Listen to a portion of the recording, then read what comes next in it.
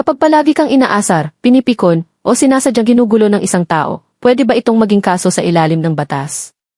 Ang sagot ay yes, pero depende sa sitwasyon. Isa sa mga karaniwang kasong maaaring maisampa ay ang unjust vexation sa ilalim ng Article 287 ng Revised Penal Code. Ito ay tumutukoy sa mga gawaing walang legal na dahilan ngunit sadyang ginagawa upang inisin, perwisyuhin, o gambalain ang ibang tao.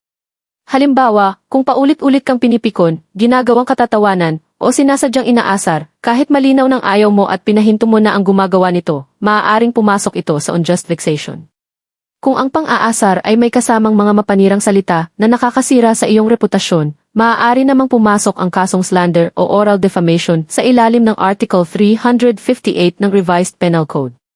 Kung ang paninira ay isinulat, ipinost sa social media, o ipinakalat online, maaari itong maging libel sa ilalim ng Article 353 ng Revised Penal Code. Kapag ginawa gamit ang internet o social media, maaari itong maging cyber libel sa ilalim ng Republic Act No. 10175 o Cybercrime Prevention Act of 2012. Kung ang pang-aasar ay may kasamang pagbabanta ng pananakit o pagpatay, maaaring maging grave threats sa ilalim ng Article 282 ng Revised Penal Code o light threats sa ilalim ng Article 283. Depende sa bigat ng pagbabanta.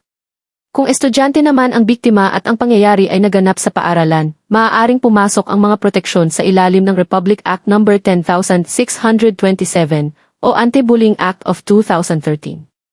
Saklaw nito ang paulit-ulit na pananakot, panlalait, panghaharas, at iba pang uri ng bullying. Kung online naman ginagawa ang paulit-ulit na panghaharas, paninira, o pagbabanta, maaaring magkaroon ng pananagutan sa ilalim ng iba't ibang probisyon ng Cybercrime Prevention Act depende sa uri ng ginawa.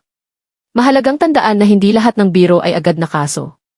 Ngunit kapag ang pang-aasar ay paulit-ulit, sinasadya, may layuning manggulo, manira, o manakot, maaari na itong magkaroon ng legal na konsekwensya.